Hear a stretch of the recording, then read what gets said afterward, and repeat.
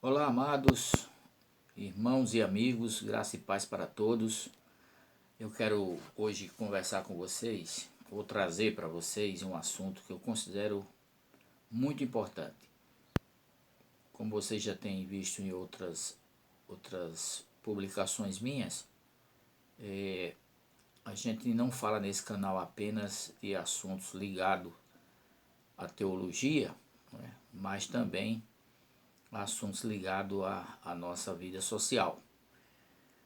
E quero falar sobre o que está acontecendo hoje no nosso país, no nosso cenário político atual, e trazer uma reflexão, principalmente para os nossos irmãos, os nossos líderes, né, pastores, autoridades eclesiásticas e de um modo geral com todos, né.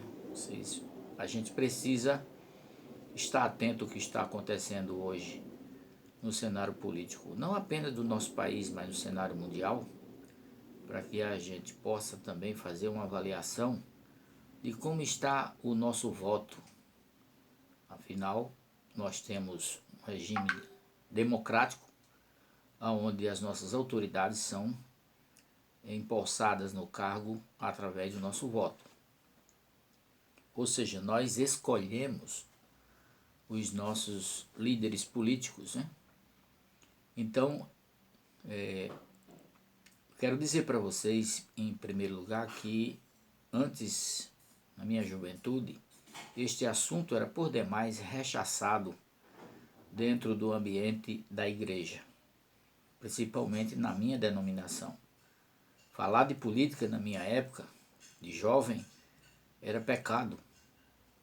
E eu fui um dos tais que absorvi essa informação e negligenciei a minha vida política ou o assunto político. Entendia como um ambiente nefasto, nebuloso, de certa forma até que a gente pode entender assim, mas não por causa da política em si, né? Política significa a arte e a ciência de administrar os bens públicos para o público. Então não há nada de errado nisso, pelo contrário, é uma missão sublime e defendida dentro dos princípios bíblicos. Paulo escreveu aos Romanos dizendo que as autoridades são constituídas por Deus, né? Ou seja, o cargo público ele foi constituído por Deus, né? Foi com a permissão de Deus, né?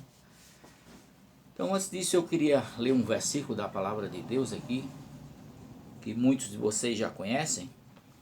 Está em Provérbios capítulo 1, versículo 7, que diz: o temor do Senhor é o princípio da ciência. Segunda parte do versículo: os loucos desprezam a sabedoria e a instrução. Baseado neste texto, né, e tantos outros que a gente pode encontrar na palavra de Deus, né, como Salmo 33, versículo 12, que diz: bem-aventurada é a nação cujo Deus é o Senhor. Então a gente precisa estar refletindo, pensando, analisando, avaliando tudo o que está acontecendo em nossos dias, porque de 30 anos para cá, quando os políticos profissionais, né, assumiram o comando da política brasileira, né, da administração pública no país. A administração pública é a política na prática, que a coisa começou a desandar. Começou a ser implantado sorrateiramente um sistema político corrupto, uma prática social antibíblica, e aos pouquinhos isso foi se encaixando, né? Quem é da minha época, dos anos 60, né, sabe muito bem como se comportava a nossa nação. Era comum a gente encontrar o chavão, a maior nação católica do mundo. Em outras palavras, quer dizer, a maior nação cristã do mundo. E que a gente ainda pode considerar isso de certa forma, né? Porém, como está o nosso cristianismo? A política merece uma atenção dos cristãos? Vamos refletir, principalmente meus irmãos que me acompanham e os que não acompanham ainda. Não é obrigado você concordar comigo, obviamente. Se assim o for, você deixa aí o seu joinha, se inscreva no canal, porque nós estamos sempre debatendo sobre isso. Havia também um comportamento na minha época de jovem, né, um ditado, né, que se dizia assim: política, futebol e religião não se discute. Como não se discute? Tudo tem que ser discutido no bom sentido, com sabedoria, com conhecimento, com argumentos que realmente façam parte do contexto. E principalmente no que diz respeito à política, a gente precisa ver na palavra de Deus quais os princípios estabelecidos por Deus para que um governante se saia bem no seu mandato. O livro de Reis, o livro de Samuel, que relata a história política e religiosa de Israel, nós temos inúmeros exemplos de gestores, né, de governantes, de que se saíram bem, outros não. E a gente precisa ter essa visão bíblica da administração pública, como isso era feito lá em Israel, como isso era reconhecido por Deus no Antigo Testamento. Então a gente precisa trazer à memória, principalmente hoje, nossos dias, porque nós estamos vivendo os últimos dias. Na verdade, os últimos dias já está acontecendo e nós, Igreja do Senhor, precisamos estar atentos, principalmente ao que Paulo relatou a respeito do fim.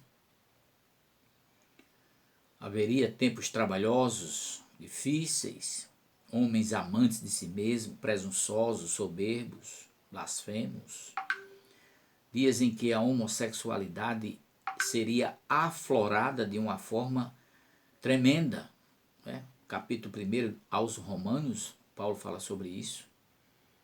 As mulheres abandonando o costume natural, se inflamando entre si, assim como também os homens. Então, assim, é de extrema importância que a gente avalie o cenário político de uma forma coerente com a palavra de Deus, sensata, friamente, para que a gente possa qualificar o nosso voto, melhorar o nosso comportamento político.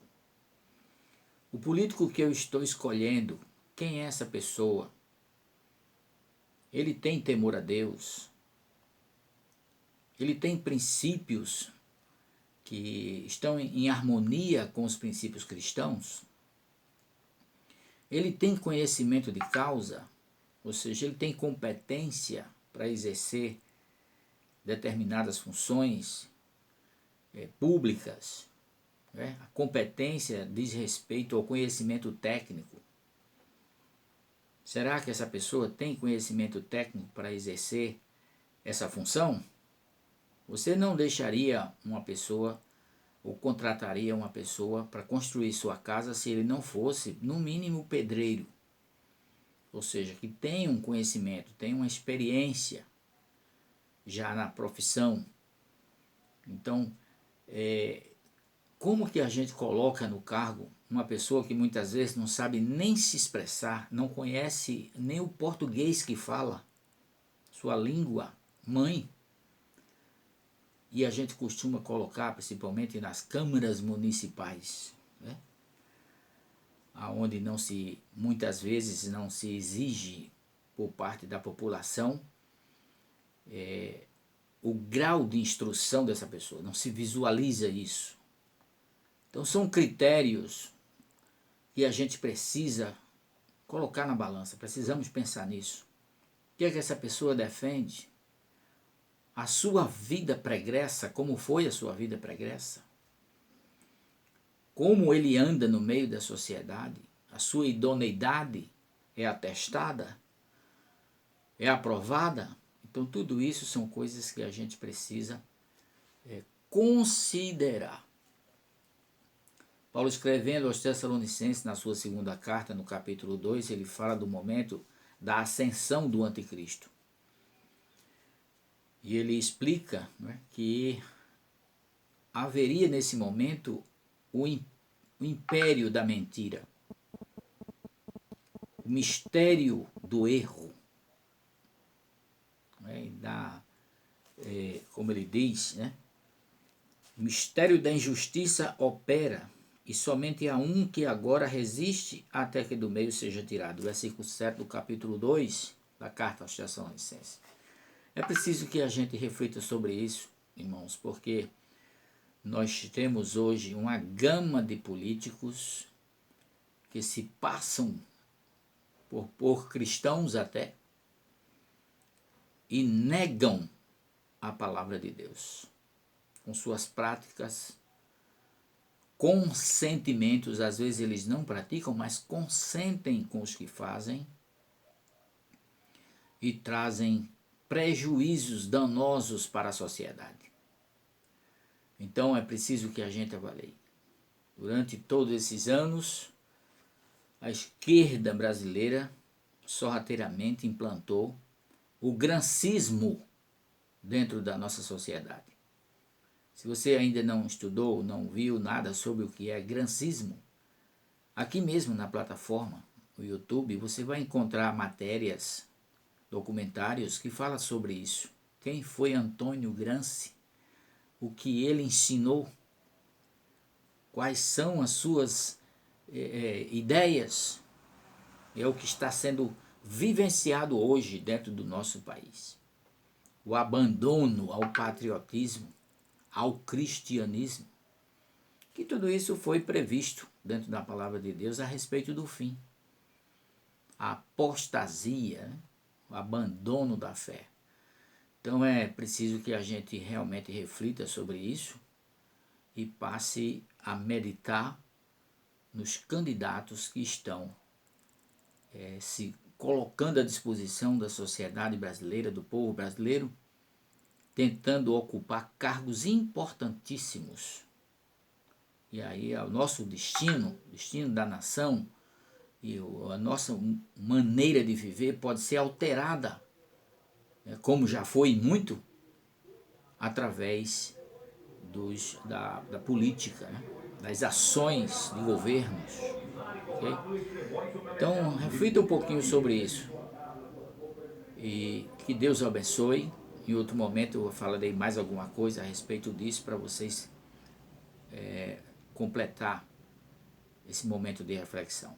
Fiquem na paz e Deus abençoe a cada um de vocês.